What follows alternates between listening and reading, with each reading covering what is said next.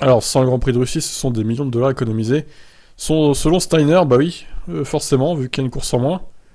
Avec la confirmation du non-remplacement du Grand Prix de Russie, c'est 141,2 millions de dollars qui pourront être dépensés et non 142,4. En effet, le budget plafonné est fixé cette année à 140 millions de dollars, plus 1,2 million pour chaque course au-delà des 21 courses au calendrier. Ah oui, d'accord. Selon Steiner, cette perte de budget pour les équipes au plafond sera largement compensée, y compris pour son équipe. Le déplacement pour cette course coûtait à lui seul très cher. Alors, ça dépend. Si ça avait été une double course sur un circuit sur lequel on est déjà, ça n'aurait pas coûté du tout. Le déplacement, Gunther réfléchit un peu. Mais le transport et les coûts sur place d'une course, ça représente quelques millions pour chaque équipe. Ce sont donc des millions de dollars économisés pour chaque équipe.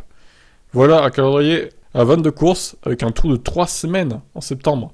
Après la pause estivale, ça c'est dur. 3 semaines quand même, dur. C'est toujours bienvenu pour le personnel selon Steiner, même si c'est pas forcément bien réparti. Nous aurons un tour en plus qui n'est pas prévu. Il n'est pas bien placé dans l'équipe du calendrier, mais au lieu de passer 4 semaines en Asie, je suis sûr que tout le personnel n'est pas malheureux de cette situation, qui permettra d'aborder la ligne droite après les derniers Grands Prix d'Europe. Mais la seule annulation du Grand Prix de Russie ne devrait pas compenser les coûts en hausse dans tous les domaines, selon Andreas Seidel, directeur de McLaren.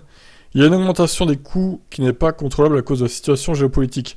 Même si nous avons toujours soutenu un plafond fixe et ferme, nous comprenons que la situation dérape et qu'il nous faut avoir des discussions.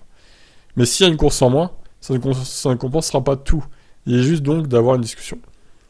Nous devons trouver un moyen pour que chacun s'en sorte de manière correcte et que l'argent ne soit pas, comme nous le disons toujours, détourné pour plus de développement pour certaines équipes. Alors voyons ce calendrier. Du coup, le trou est situé où exactement? Ah oui. Donc en gros, il y a 3 courses qui s'enchaînent. 3 courses qui s'enchaînent. Après, il y a une pause de 3 semaines. Bon, au moins ils vont pouvoir se reposer après le triple leader. La seule solution, effectivement, alors, ça aurait été de mettre une deuxième course à Singapour une semaine avant la course prévue à la base. Après, bon, ça aurait fait beaucoup pour les pilotes, sachant que Singapour, en gros, c'est l'endurance de la F1. C'est très long cette course parce qu'ils sont assez lents en rythme. Il y a beaucoup de tours, donc c'est une course qui dure presque 2 heures, même sans safety car.